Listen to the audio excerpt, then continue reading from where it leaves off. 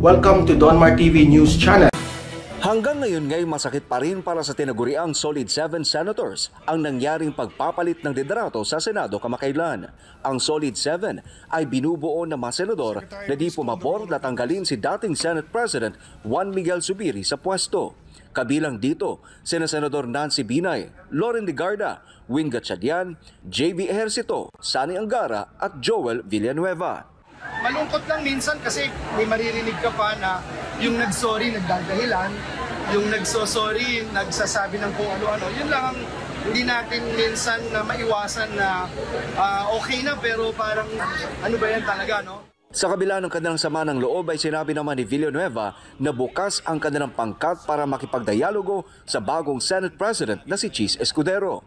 Kasabay nito ay sinabi rin ng senador na 4 sa kanila ay kinukonsidera ng umanib sa minority bloc ng Senado kung saan maaari silang magsilbi bilang karagdagang fiscalizer. Una na nagpahayag ng posibleng paglipat sina Senador Nancy Binay, JV Ejercito at Mig Zubiri.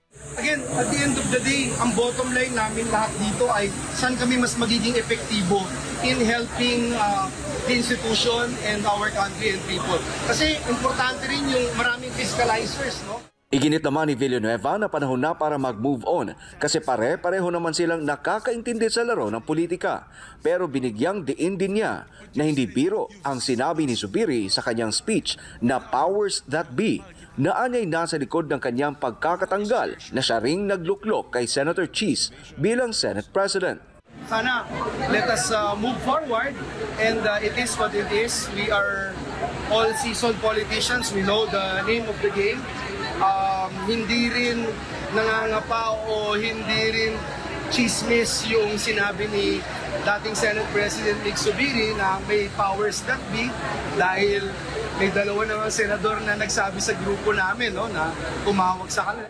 Umapila naman si Senate President Chis Escudero kay Zubiri na huwag ibaba ang bandila ng Senado kaugnay sa isyu ng umunoy pangingialam ng Malacanang sa Senado. Ito ay kasunod ng pahayag ni Zubiri na may ibang puwersang nakialam kaya't may pagpapalit ng liderato noong May 20. Sinabi ni Escudero na walang boto ang Malacanang sa 24 na botong meron sa Senado para maging Senate President ang sinuman.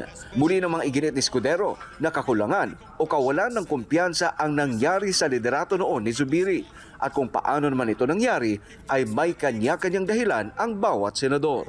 Usapan natin ang panibagong death threat sa amin ni distressed mother, mga kababayan. Okay? Nakarating sa atin ngayon ang mensahe na kung saan ay may gurgur order. Okay?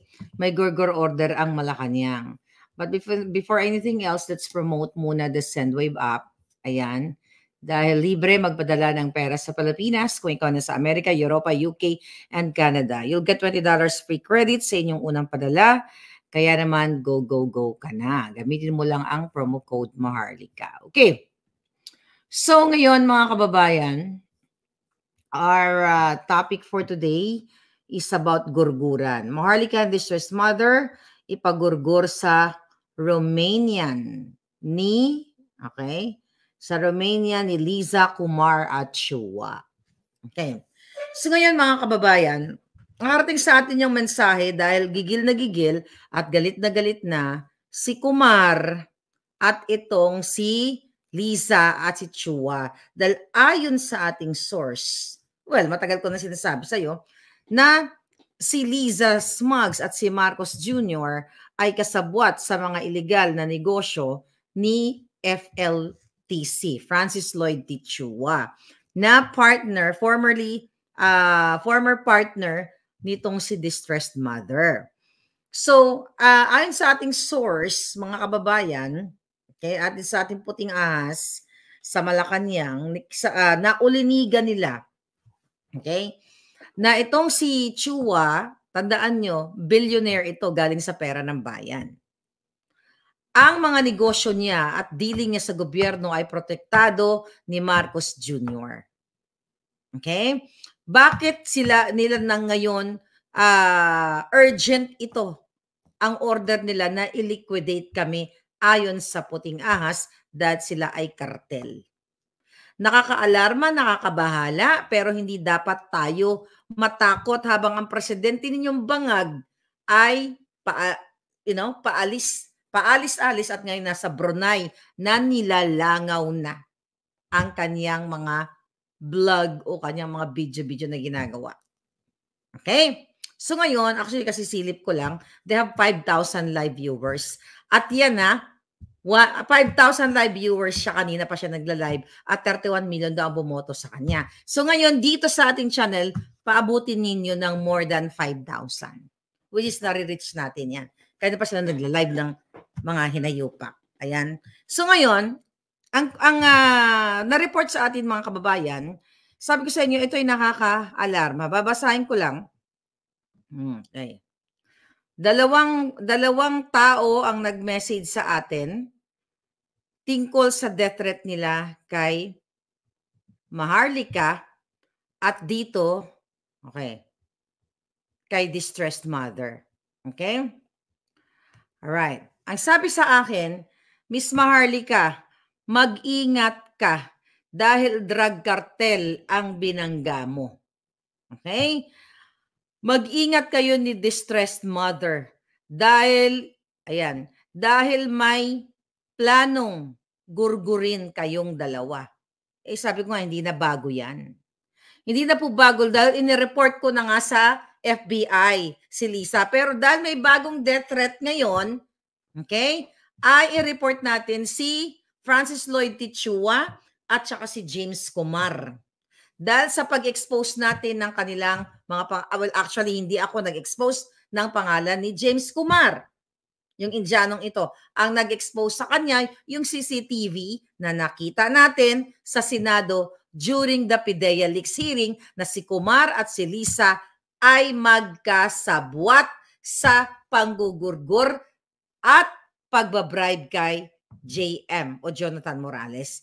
Alam mo, ito pa lang, alam mo sa sobrang dami ng mga information, mga palangga. Ipapakita ko lang sinandan pala ako ng picture nitong ni James Kumar at ni Chua bago pa ni FLTC. Binisindan ako ng ating puting ahas bago pa tinake down ni James Kumar ang kanyang Facebook page at ang fan page ni Lisa Tanas. So ibig sabihin, itong First Lady Liza Marcos _ fan page. Imagine nyo mga kababayan, binalikan ko yung mga mensahe sa akin ng informante. Ayan. Ito si Kumar. Ayan di kailan ba to? August 16 of 2022. Magkasama na pala talaga siya ni Liza. Nakita nyo? Ayan. Nakita nyo? First Lady, fan page. So nawala na yan sa Instagram. Ayan, si Kumar at saka si Lisa ay magkasama na. At ang date ay August 15, 2022. So ano ang relasyon ni Lisa kay Kumar at ni Marcos Jr.? Kasi nga, maliban sa yan ay campaign donor. Bakit binura itong fanpage na ito kung ito ay randomly lang na fanpage? Hinanap ko kasi binalikan ko sa dami po kasi nagme-mensahe sa akin. So itong bago kong puting ahas na ito, ayan, ang dahil mga sinisend sa akin, lahat ng mga nagsisend sa akin, hindi ko naman kayang basahin lahat o i-absorb lahat sa sobrang dami ng information. So habang ini-scroll ko, dahil sabi palangga, meron kang bagong kayo ni distressed mother, meron kayong death threat. So ito yung picture ni James Kumar na burado na at yan si Lisa. Anong tawag? Anong sabi dito? First Lady, National Day Reception and Celebration of the 75th Year of Indian Independence. So ito, ang dami nilang picture. Ayan, Facebook ito na binura na nila. Okay? Ayan, sinend to sa akin Okay, ng ating puting ahas. Ang dami, mga luma na ito. Ayan, pinagsisend niya sa akin yan. Okay, na ngayon ko lang napansin yung iba. Ayan yung mga picture. Then also, sinend din sa akin yung picture ni James Kumar at ni Francis Lloyd Tichua at ng asawa ni Tulfo. Ayan po ang picture nila, Chua. Ayan. Ayan, si Chua, si Kumar, at yung asawa ni Tulfo. Kaya naloka ako. Sabi ko, di ba? Kaya nga, ano ang relasyon nitong mga julol na ito? So ngayon, Mga kababayan, okay, balikan natin to. Okay, yung mga mensahe dito.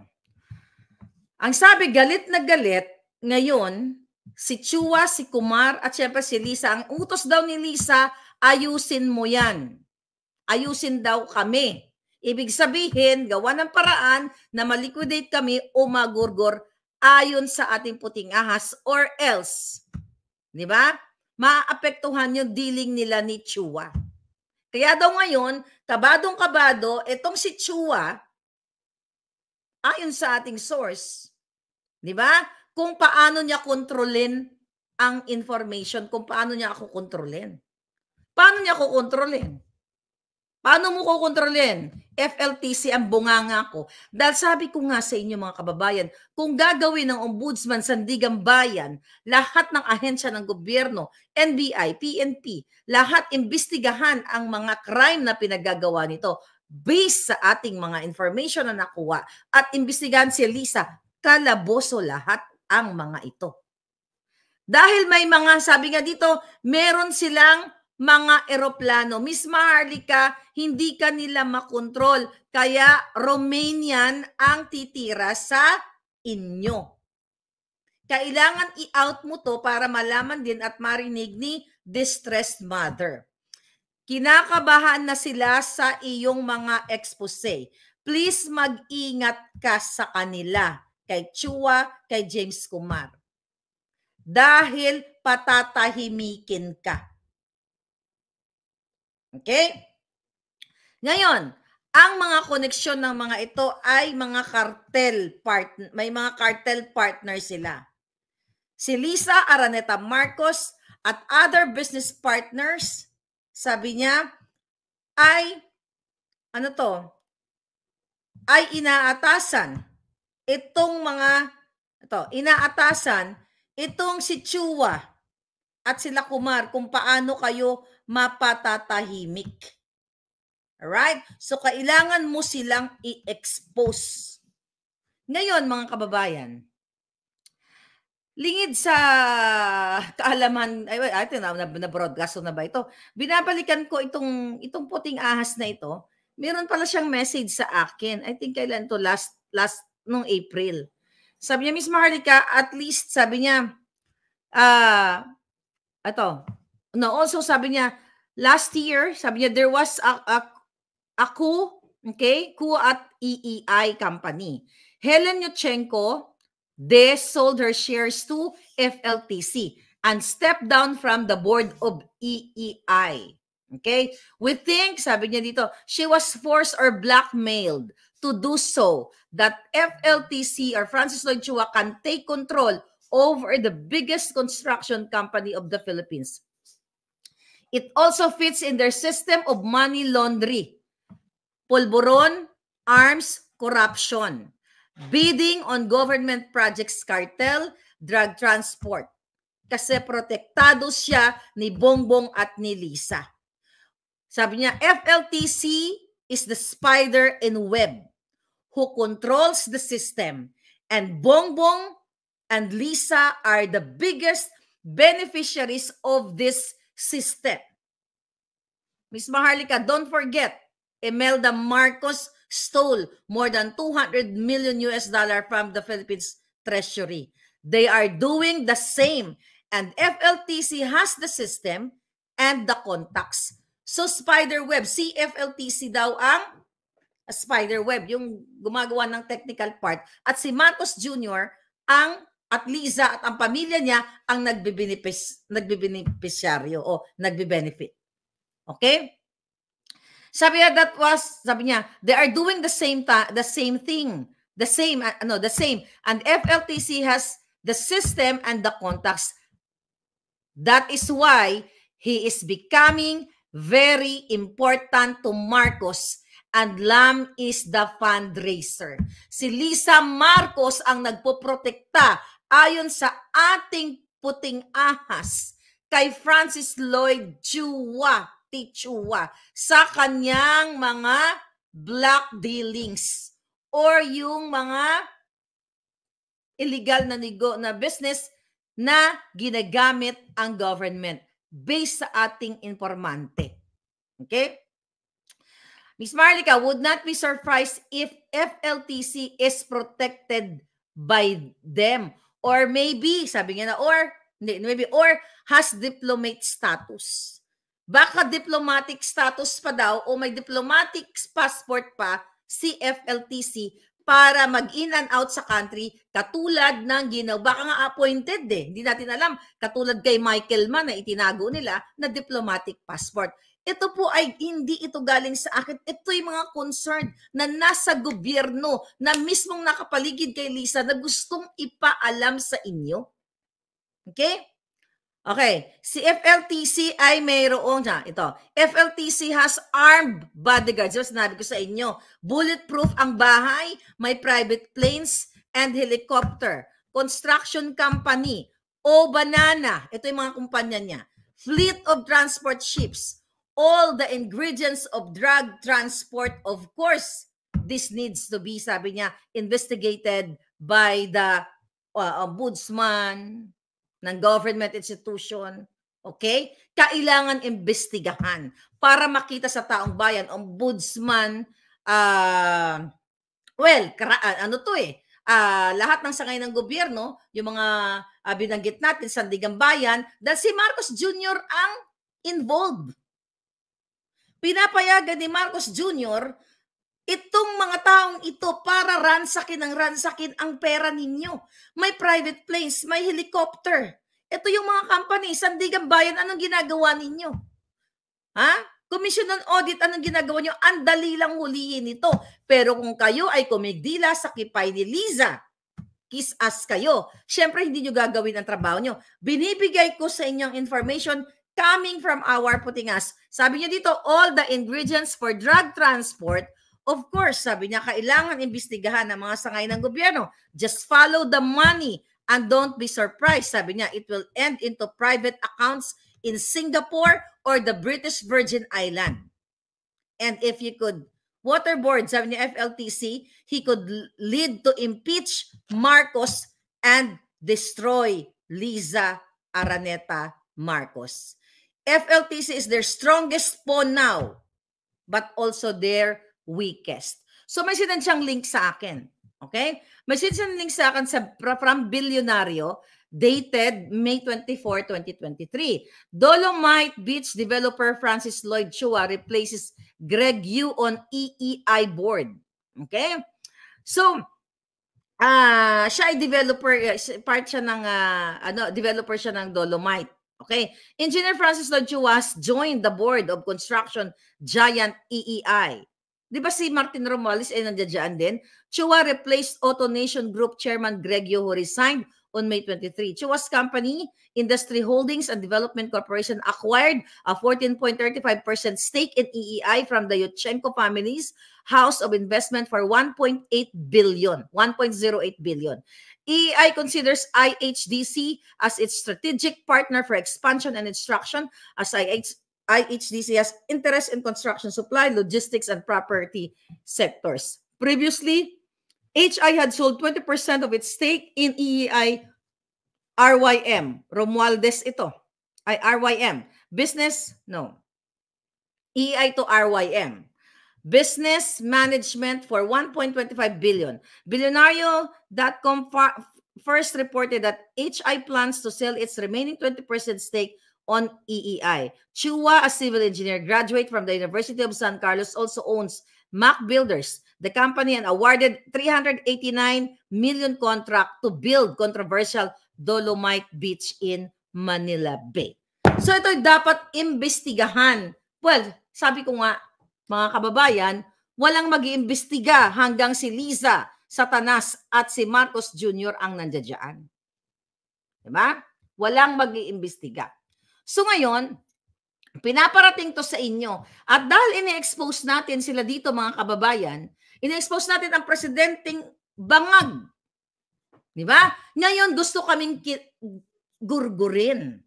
At gagamitin yung Romanian na mga manggugurgur. Yun yung binanggit ni Lisa sa interview niya kay Anthony Taberna na kung gusto lang nila, isang tawag niya lang sa Romanian o sa Romania.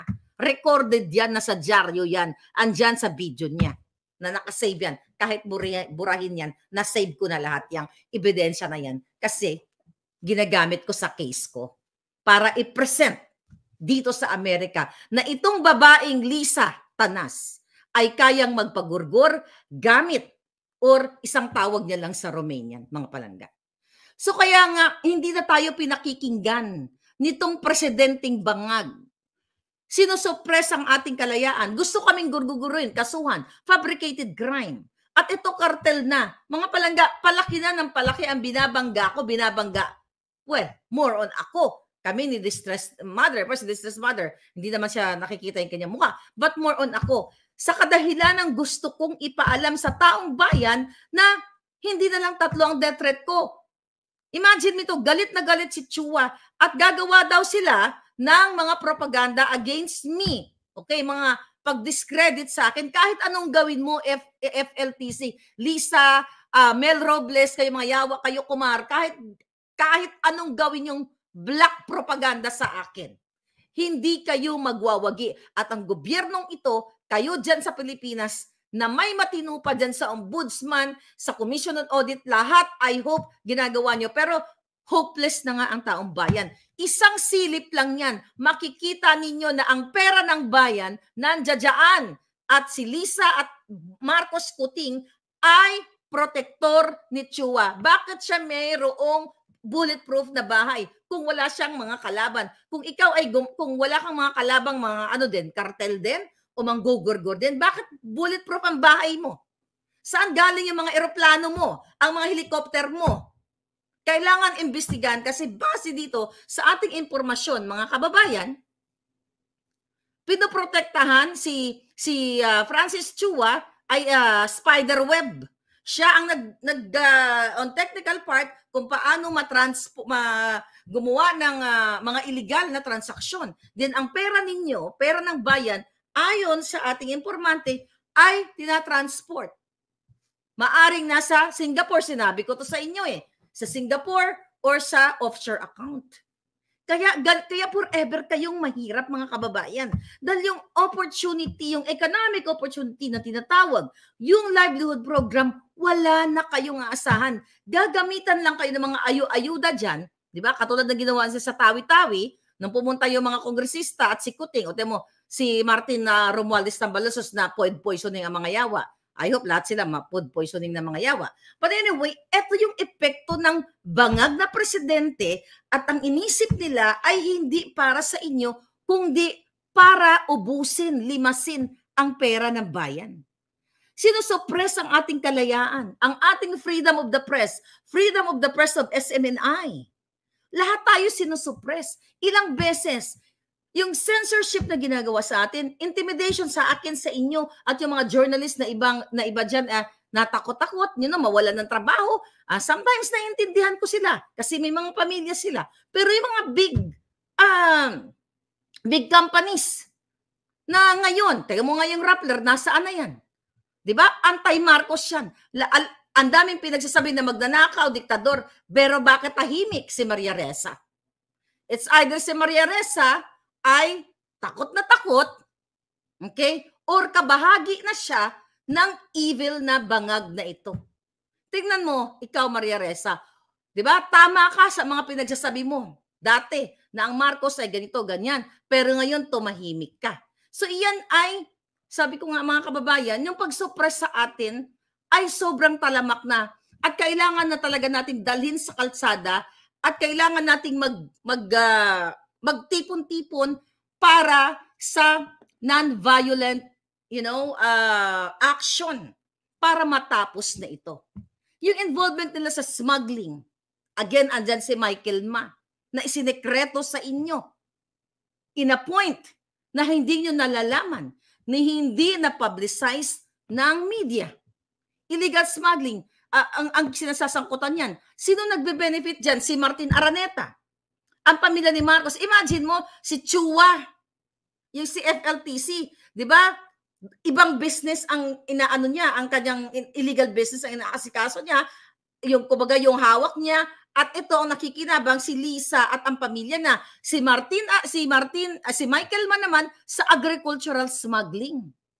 At sa customs, sila Rubio, nakita ninyo kung paano nila ubusin ang pera ng bayan. Kaya nga nung December of 2022, etong si Clarita Carlos, sabi ko nga na wala rin, well, masyonda na sabi ko nga, kung ako ganyan nakatanda, ibubukilya ko na lahat. Total, natikman ko na yung magandang buhay. Si Clarita Carlos ang unang nakatanggap ng NICA report na si Michael Mas, si Martin Araneta, ang pamilyang Bangag ay sangkot sa agricultural smuggling. Kaya nga ang sabi ni Clarita Carlos dun sa letter niya, Mr. President, sinasabi ko lang sa iyo ang ano ang report from NICA, at the end of the day, nasa mga kamay mo kung gagawin mo ang aksyon o ang trabaho mo. At sabi ni Clarita Carlos, hindi pa yun na-i-expose sa media, hindi pa na ilalabas, nasa mga kamay mo, Mr. President. Sino ang niligwak? Hindi ba si Clarita Carlos? At inabsorb siya ni Romualdez dyan sa Congress at binigyan ni Lisa ng generous allowance para hindi na magsalita si Clarita Carlos. Yun yung sa yung involvement ng smuggling ni Kuting. Mga kababayan, gising kayo, di ba? Paulit-ulit natin itong usapan kasi paulit-ulit nilang o araw-araw nilang ginagawa. Hindi lang pagpupulburo ni Marcos Jr. ang issue niya, yung pagiging bangag niya, kundi ang pagiging protector nila sa pulburon. Katulad ni Sayarot na nahulihan ng 1.8 doon sa Australian Federal Police na intercept yung kanilang mga epektos, mga pulburonic. Aside from that, nahuli mismo sa Ayala, Alabang ng multi-millions of pesos na nahulihan ng kanilang laboratory. Ano nangyari? Last week, pinalaya. Di ba ang sabi ko sa inyo, binigyan pa ni Lisa Marcos at ni Marcos Jr. ng security si Sayarot. Saan ka nakakakita na nahuli ng nagluluto ng pulburon, nahuli ng transport, mayroon pang guard, mayroon pang security galing sa gobyerno. Yan ay mga report sa atin ng ating mga puting ahas last year pa, mga kababayan. Ito yung panawagan natin sa gobyernong Bangag kay Marcos Jr., ang mga isyu ng illegal na pulburon. Manufacturer, user siya, bangag-bangag nga, di ba? Yung involvement nila. Ito ay labag sa batas at sinisira ang kinabukasan ng taong bayan. Yung nire-raise ko na, ito nga, yung extraction, kidnapping, nasasangkot dito, itong si Chua na pinag-uusapan natin. Kaya gusto kaming gurgurin ng mga Romanian gurgurero. Dahil yan ang nakarating sa atin na sa amin mag-ingat daw kami. Matagal na ako nag-iingat palangga. Ang involvement ni Lisa, ang involvement ni Teddy Boy Locsin. Okay? Ang involvement ng asawa niya, ang involvement ng DFA, ng DOJ, ang involvement lahat, mga palangga, ng gobyernong ito. Ang fraudulent lotto winners ni Mel Robles. Kaya nga, di ba si Tulfo, wala ring kwenta. Nagbidabidahan ng hinayupak. During the hearing, inamin mismo na fabricated ang picture na ipinakita ni Mel Robles na may nanalong loto. Pero paano nga naman imbestigahan ni Tulfo dahil magkakasama sila nila Kumar. Okay? Magkakasama sila ng mga kasabwat ni Lisa. Kaya nga sabi ko, itong picture na ito, paano mag-iimbestiga yan? Alakihan natin. Ang asawa ni Tulfong kongresista din sa party list. Nakita nyo yan? Mga kababayan. Ano ang mga relasyon ng mga yan? You know? Bakit sila nagsasama-sama? Ano ang meron niya mga yan? Kaya si Tulfo, ano nangyari dito sa mga fabricated winners, loan bettors? I'm telling you, sino ang kakampi nyo, mga kababayan? Wala na. Kaya kailangan na talagang dalhin sa kalsada lahat kayo magkaisa. Walang trabaho. Kasi palpak ang leader niyong Bangag. At ano sabi ng VO niyang presidential advisor na si VO-VO'ng na-disbar ng 2 beses at na convicted sa perjury. Ano ang kredibilidad dito, mga inuupo ni Marcos Jr.? Mga sinungaling, convicted, na-disbar dahil sa pangluloko sa korte na gumawa-gawa ng declaration na wala siyang personal knowledge. Tapos ang sabi, tayo daw ay hindi daw totoo na naghihirap ang Pilipinas, haka-haka lang kasi ang daming tao sa mall. Yan ang mga bangag na mga sekretaryo o mga nag-work sa bangag na gobyerno. Ang taas ng bilang ng mga walang trabaho, kaya nag-alisan ang mga kababayan natin, nagpapakaalila tayong lahat sa ibang bansa. Di ba? Dahil walang kwenta ang gobyernong ito, ang iniisip lang kung paano makipagsabuatan sa mga kartel, paano makipagsabuatan dito sa mga sindikato. Maayos ba trabaho nyo? Nakakasweldo ba kayo? Yung mataas na presyo ng mga bilihin, yung paulit-ulit na pinangako niyang 20 pesos per kilo ng bigas, anong ginawa niya? Nag-schedule ng kadiwa for 3 days. Tapos may, di ba, ang mga palabas pa nga dyan, may 29 peso per kilo na bigas, na-reach, remember, si Tambaluslos pumunta ng Cebu. Last year yata yon, last year. Anong ginawa? Yung pera, okay, ng mga Cebuano, okay, mga palangga, binili nila sa kadiwa, ay sa NFA, ang bigas ng 25 pesos. Shoulder, syempre, ng government, pera ng gobyerno yon, di ba? Then, ng Cebu. Then ngayon, binenta sa mga Cebuano ang bigas ng 20 pesos. Tapos, tinawag ang lahat ng media, this is, sabi niya, dream come true.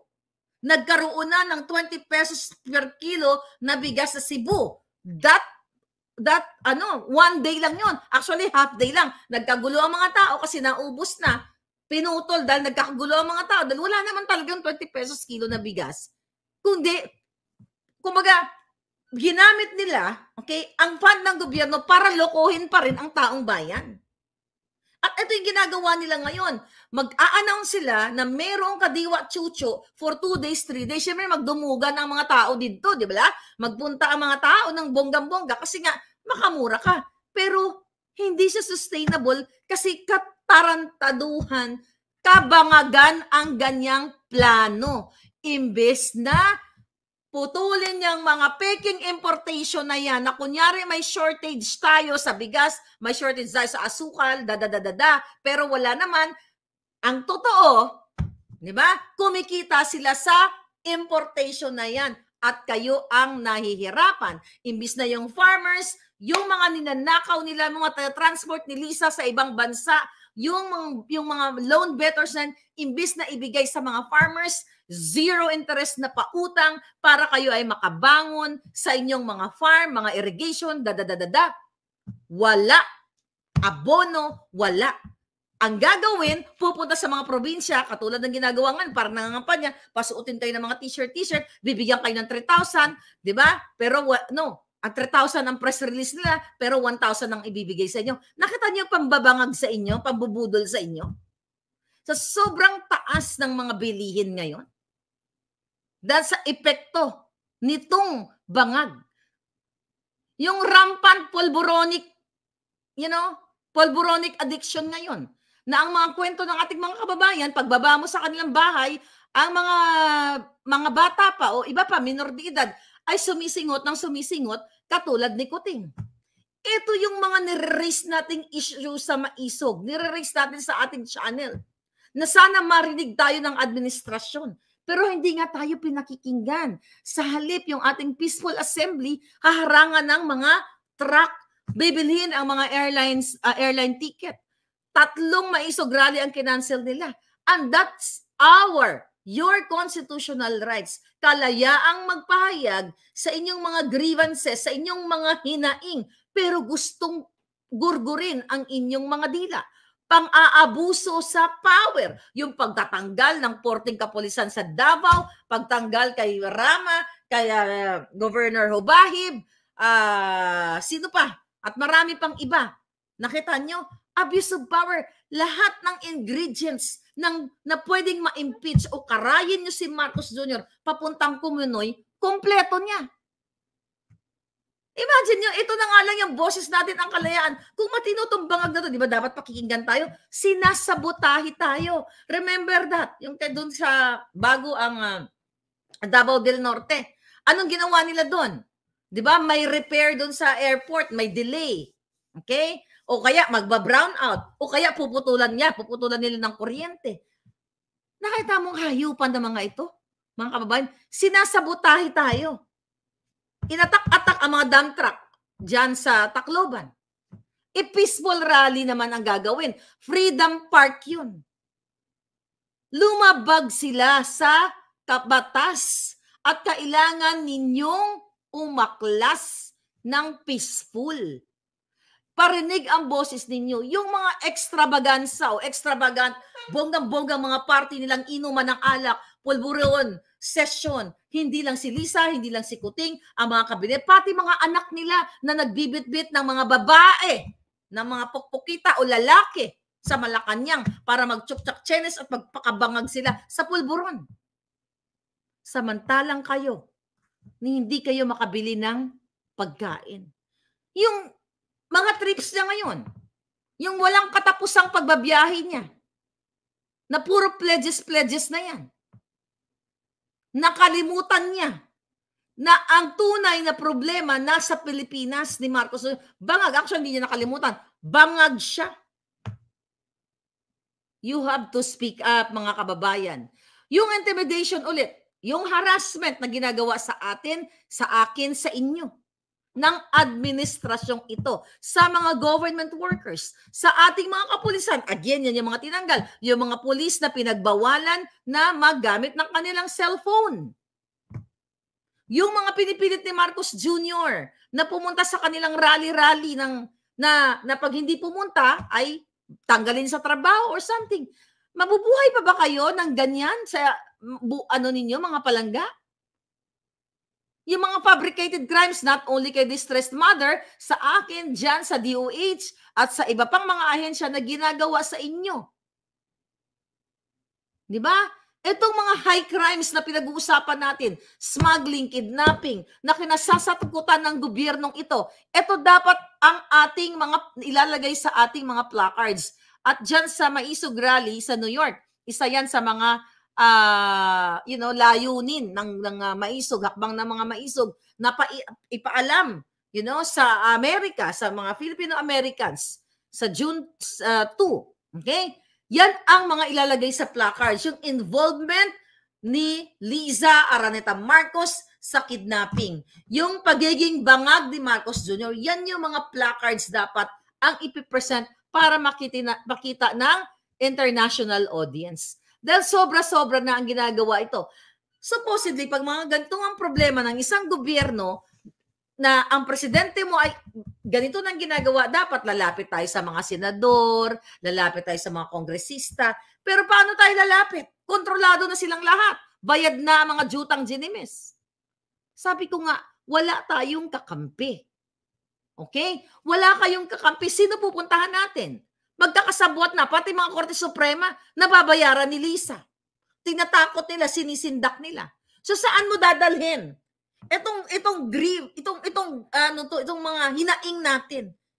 Ito yung mga hiyaw natin. Yung pang-aapi sa bawat Pilipino. Saan mo dadalhin? Wala tayong kakampi sa korte, wala tayong kakampi sa kongreso, putang ina nila. Wala tayong kakampi sa lahat. Dadalhin natin sa kalsada. Dadalhin natin sa mga lugar na kailangan ma-aware ang taong bayan. Kaya may mga assembly sa iba't ibang bahagi ng mundo. Kapag ang gobyerno ay bangag at hindi nakikinig, dadalhin mo sa daan, dadalhin mo sa social media. Well, dapat kakampi natin ang mainstream media, pero wala na tayong aasahan dyan para i-air natin. Kasi ginugurgur yung ating boses, mga kababayan. Sinusuppress yung ating rights instead na i-address nila ang problema, yung concern ng taong bayan. Pero bakit kailangan nating magsama-sama? I am thinking, okay? Kasi sa June 8 mayroon sa Japan ang maisog. Siguro I will communicate sa mga maisog group at kung kanino pa man. Let's do something nationwide or no, not nationwide, globally. Let's say for example, by June 8. Ito example pa lang. Walang magpapadala na OFW just for one day. Alam ko, kailangan yung padala yung mga kamag-anak. Just for one day para ipakita natin yung ating pag-boycott sa mga bangag na ito. Kasi mararamdaman nila yan. Let's say June 8, wala munang magpapadala ng remittance sa inyong mga pamilya, ipagpabukas nyo na. But we will discuss that with other group leaders o sa inyo. Kukonsult natin. This is sa June 8 kasi di ba mayroong maisog sa Japan. Pwede nating gawin worldwide. Europa, all over the world. Then, wag tayong magpadala ng remittance during that day para makita nila yung impact kasi mararamdaman nila yan eh. Di ba? Kasi wala nga tayong boses. Sinusuppress na tayo. So kapag tayong mga mamamayan ay sinusuppress na, ano yung ating platform? Saang channel tayo pupunta? Dahil wala nang media. Di ba? Anong avenue?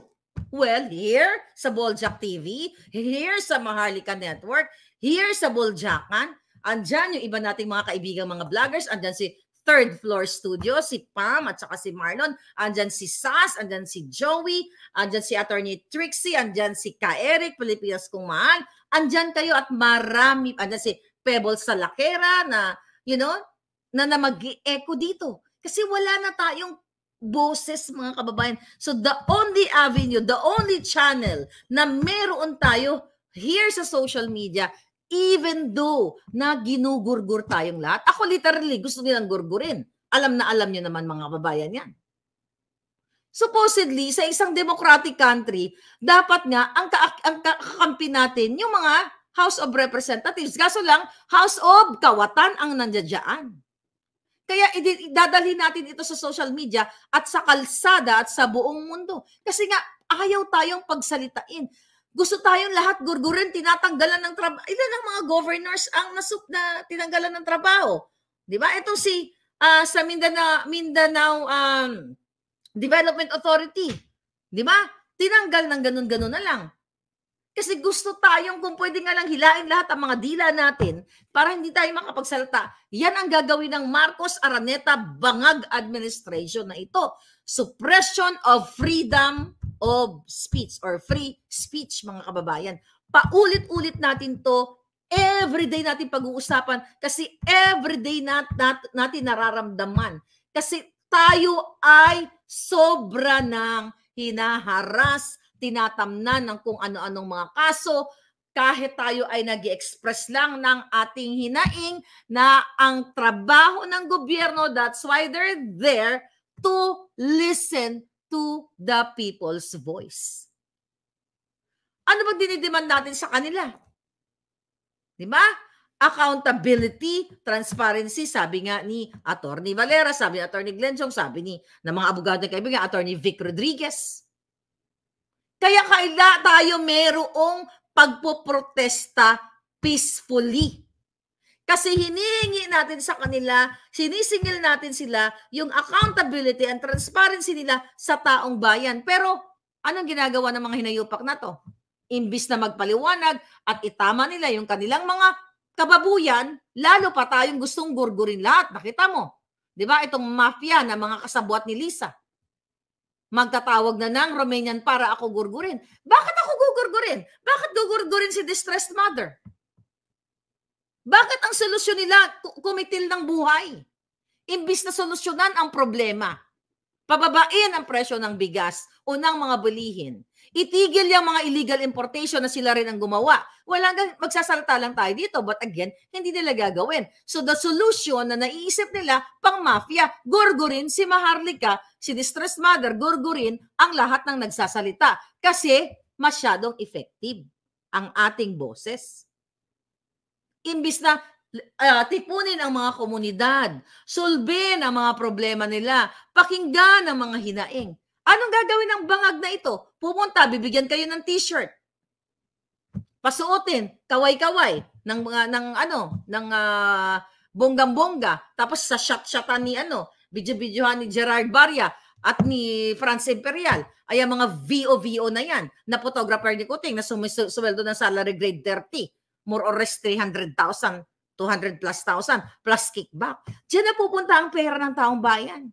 So, kailangan natin ng not unity bullshit, di ba? Solidarity. Totoong solidarity. Kung naipanalo natin ang unity team, ipapanalo din natin ang solidarity ng taong bayan para buwagin ang mga bangag. Kasi wala silang pakialam sa inyo. Kailangan natin mag-raise ng awareness sa buong mundo. Kaya kayo dyan, yung mga matatapang, yung mga maiisog, if you can organize, if you can lead, hakbang ng maisog, pwede po kayong mag-communicate tayo. We will promote your organization. At syempre, susundin natin yung organization ng hakbang ng maisog sa Pilipinas. Magkukunik-kunik tayo para mag-set up tayo ng, let's say, June 8, simulcast. Boycott natin ang remittance o yung mga tsuper, mga tricycle driver, wag muna kayo mamasada just for one day. I-boycott natin ang mga inayupak just for one day to show, di ba? Protest na umaaray ang taong bayan. Yan ang pwede nating gawin. Basta non-violent protest. Ang meron na, ang violente lang naman yung mga hayop na yan. Si Banga gustong gumurgur. Si Lisa gustong gumurgur. Tayo na mga taong bayan, we cannot afford na tayo ang magsimula ng panggugurgur. Which is hindi naman natin gagawin yan. Ang gagawa, sila nga eh. Si Lisa nga ang nagsabi na isang tawag niya lang sa Romania. Di ba? So yan ang kailangan nating tutukan, mga kababayan. I-raise natin ang kamalayan or awareness ng lahat ng inyong mga kamag-anak dyan sa Pilipinas, kung hindi pa sila active sa mga ganitong klaseng vlog. Okay, kayo na ang mag-educate sa inyong mga anak. Anyway, ang pinaglalaban natin dito, like ako, hindi naman ito para sa sarili ko eh. Like kong sinasabi, para sa future. At I am focused dito sa laban na ito. Focus tayo sa bangag na ito. Kasi kung ipagugurgur nila ako, imagine mo, kung magwagi silang ipagurgur nila ako, sino boses nyo? May matitira pang boses. Pero sinong sasalang ng bala sa inyo? Dahil sa Pilipinas, kaya nga nakakarating sa atin ang mga information, ang karamihan takot sila na baka magurgur. Kaya nga binibigay ang information sa atin. So you help me, let's help each other to raise awareness sa ating mga palangga, ating mga kamag-anak, sa inyong mga anak, na mga anak, you have to participate dito sa sinasabi kong pagpaplanuhan natin na magkaroon tayo ng public awareness at event. Isang araw lang ng powerful na event na yan. Let's say nga, like mga taxi driver, shout out pala, sabi na nga, ng palangga ko, may nag-message sa akin, sumakay daw sa taxi, binibida daw ng taxi driver. Ako, si Marlica, ganito, ganyan. Matapang, binabangga si Kuting. Kuting na raw ang tawag. Hindi na lang nakuha yung pangalan ng taxi driver. But I am addressing you, mga taxi drivers, grab drivers, mga lahat. Pwede nating i-boycott. Hindi naman tayo mamamatay sa gutom isang araw lang. Just to show to this mga government na umaaray kayo. Umaaray tayo. Pagplanuhan natin yan. Para kasi ayaw nga tayong pakinggan. Magkakasabwat nga sila lahat. Dahil ang pera ninyo, ine-enjoy nila ngayon. Si Marcos Jr. andun sa Brunei. Di ba? Si Tambaloslos mukhang baka matuluyan na sa food poisoning at iba niyang mga kasamahan. Sana matuluyan ng mga ginayupa. Pero ang pera ninyo, ayan, ine-enjoy nila. Ini-enjoy ni Chua, ini-enjoy nila Kumar, ini-enjoy nila lahat. Pero kayo, nga, imagine mo itong si Kumar, dayuhan. Dayuhan dyan sa Pilipinas yung mahal. Pero protektado ni Lisa at kasabwat pa para gurgurin si Agent Morales at i-bribe. You see? So kailangan natin ng what? Public awareness. Kailangan natin na magsama-sama para dito tapusin na natin yung bangag kasi ayaw tayong pakinggan. Kailangan ng pangkalahatan, global approach. Dahil mga kababayan, itong ginagawa ng mga hinayupak na ito, hindi dapat ito magtagal. Dapat hindi na sona itong sikuting sa July. Wala na dapat sonang darating. Dapat magsona siya sa Komunoy. Okay? Kasi ayaw niyang sagutin yung mga isyong nire-raise ng taong bayan, yung mga injustice. Lahat na paulit-ulit tayo everyday. Yung sigaw ninyo, yung outcry ng public, ayaw niyang pansinin. Sa halip, mga kababayan, gurgur ang kanilang sagot. So ang sagot natin, pagsamasamahin ang ating boses. So we will organize a peaceful assembly. Katulad ng ginagawa ng mga maiisog na kahit 3 beses nila kinancel, mas pinili ng mga organizers like Pangulong Duterte, Cabsec Ibasco, sila Atty. Glenn Chong, Atty. V. Cathy Roque, na even though na binibigyan sila ng hardship ng hinayupak na bangag na ito, pinili nilang hindi na protektahan yung mamamayan na hindi magkagulo.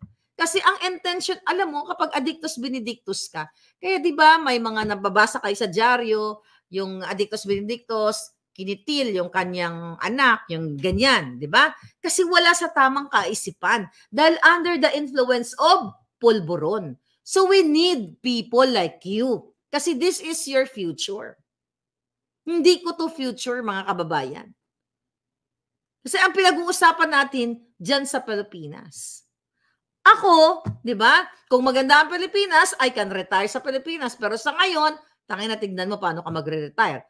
Di ba? Andito ako. Kahit pa paano, ma-enjoy ko yung buhay ko. Pero kayo dyan sa Pilipinas. So you have to be part of this advocacy for 2 years kung nakakilala sa akin. Agosto pa lang of 2022, binuljak ko na itong mga bangag na ito, mga palangga. Wala na tayong maasahan sa Kongreso, sa Senado, sa media, wala na. Only social media. So if we can create a big, parang group, global, Luzon, Visayas, Mindanao, buong mundo, mag-schedule tayo sa isang date lamang. Again, yung naiisip ko na ika-cancel natin, wag muna tayo magpadala ng remittance o wag muna kayo mamasada, jeepney, lahat. Kung pwede lang, tanong natin sa mga abogado kung anong legal implication ng mga government workers na kung i-boycott nila yung kanilang trabaho just for 1 day to show what? Support. Para ipakita yung kanilang boses na nasusuka na kami sa iyo, bangag. Di ba? So yun yung titignan natin. Pwede yun kasi effective yun. Di ba yung mga rally sa iba't ibang mga bansa? Effective yun. Kaya gagawin natin yun. Kailangan nating pagplanuhan ng bonggang-bongga. Kailangan tayo ay sama-sama. Hindi dapat tayo nag-iinggitan katulad ng iba. Okay? Yung mga ibang naiinggit, yung mga jinggitera na mga di ba? Hayaan nyo na lang yan. Ang target natin yung ahas, yung bangag. Kaya ako wala akong pakialam dun sa mga taong najijinggit sa alindog ko. Wala naman akong yaman. Kinajijinggitan yung alindog ko. Hello? Di ba? Yung mga yan, huwag nyo lang patulan. Okay? You know what I mean? Basta ang target natin yung mga yan, hindi yan para sa bayan. Para yan sa vested interest. Ang goal natin, kay bangag. Sino ba ang kalaban? Sino ba nag-i-enjoy ng buhay, nag-i-enjoy ng pera ng bayan? Si Bangag, si Lisa, yung pamilya niya at yung kanyang mga minions, ang Kongreso at Senado. So sino target natin? Tatargetin ba natin yung mga basurang, pampagulo lang? O tatargetin natin yung mga ahas, yung mga bangag na nagpapahirap sa inyo? So let's focus. Yan yung target natin, mga palangga. Mag-form tayo ng mga grupo ninyo. Actually, si Noel ng Paris nag-message sa akin. Sabi ko, palangga, gumawa ka na ng mag-lead. Ikaw na ang mag-lead. Then, hakbang ng Maisog Paris, diba? O Paris, then mag-form kayo. We will promote. Kailangan ng boses lang. Ito lang ang, mga kababayan, ito na lang yung natitira sa atin.